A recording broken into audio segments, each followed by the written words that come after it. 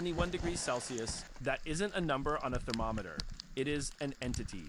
It's an invisible pressure that tightens its grip on your chest, turning every breath into a cloud of ice crystals that stabs at your lungs.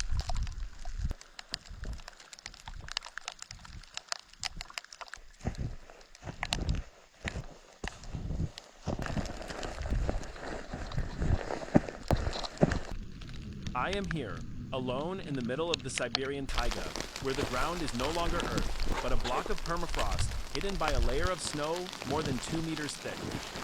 I set up my tent in a relatively sheltered spot between 3 ancient pine trees.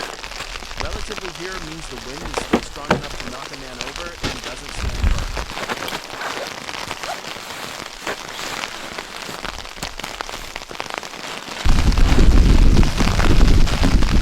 My mission today is simple.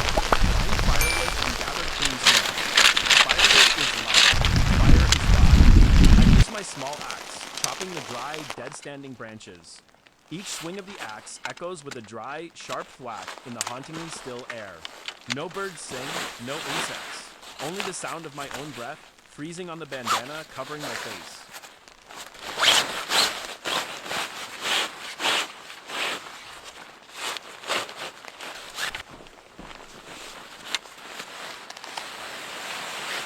I carry the bundle of wood back to the tent and begin the familiar task. Starting the portable stove, I have to use a torch lighter. A regular match would be extinguished before it could even catch when the small flame finally roars to life. Only then do I dare to remove my outer layer of gloves. I brew a pot of hot ginger tea and make some oatmeal. It's all I need to stay warm from the inside.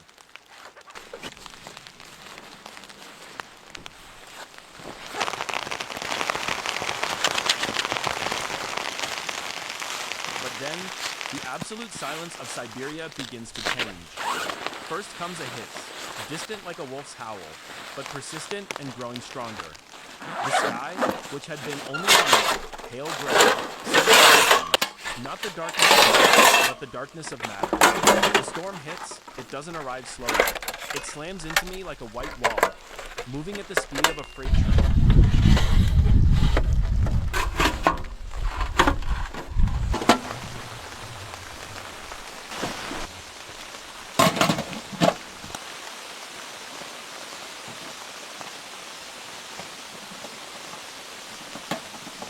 Scramble into the tent, zipping it shut. Within 10 minutes, the world outside vanishes. I can no longer see the 3 pine trees just a few meters from my tent. I can only hear the screaming. The wind no longer hisses, it roars.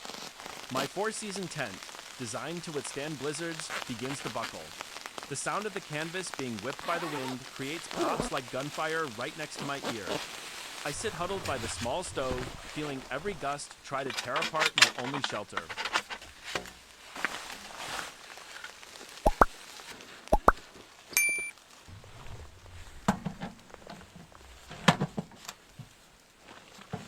Then, the snow begins to fall.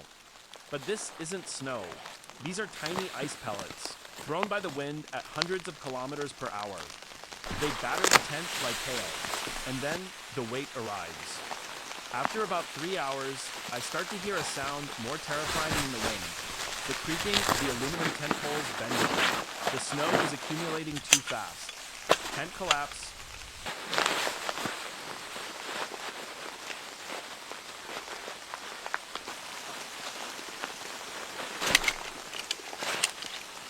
The thought flashes through my mind.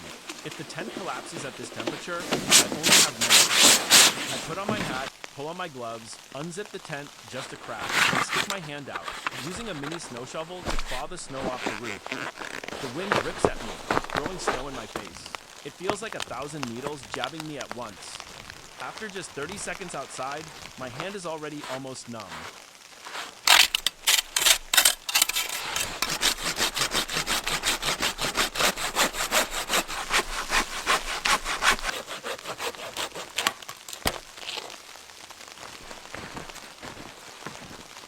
I pull back in, zipping it shut, panting.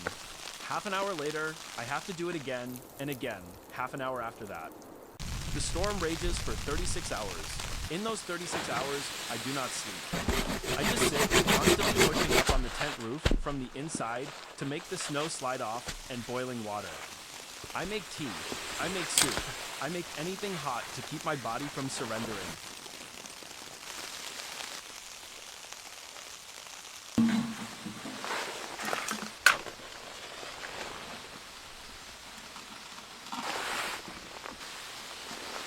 The feeling of loneliness is absolute.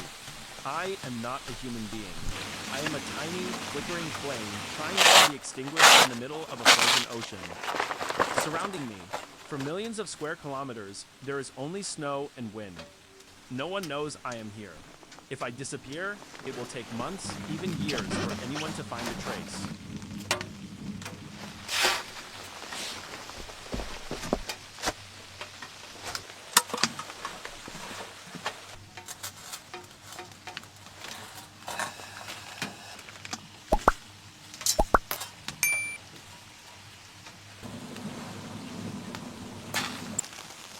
When the storm peaked on the second night, I truly thought I wouldn't make it. The main center pole was bent like a bow. I had to use my entire body to hold it up. I screamed, not out of fear, but to drown out the roar of the storm. I screamed to remind myself that I was still alive. And then, as suddenly as it came, the storm stopped. The silence returned. But this time, it was even heavier.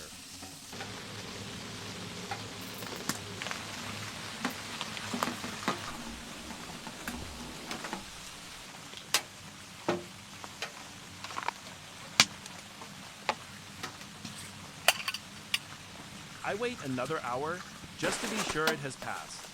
I carefully unzip the tent. A wall of white snow, chest high, blocks the exit. My tent has been almost completely buried. I use the shovel to dig a small tunnel to crawl out. When I stand up, the sight before me is stunning.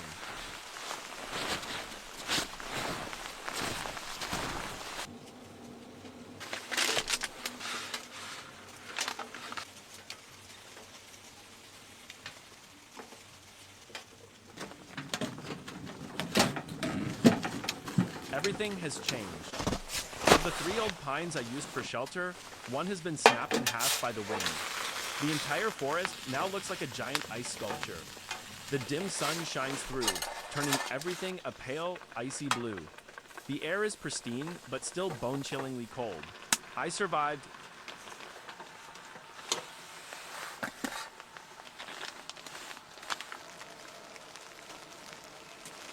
I crawl back into the tent and restart the stove.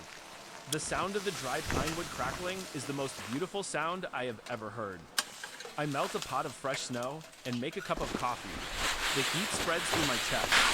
Here, at the coldest place on Earth, life isn't measured in days or years. It is measured in sticks of firewood, in sips of hot water, and in every storm you will have seen.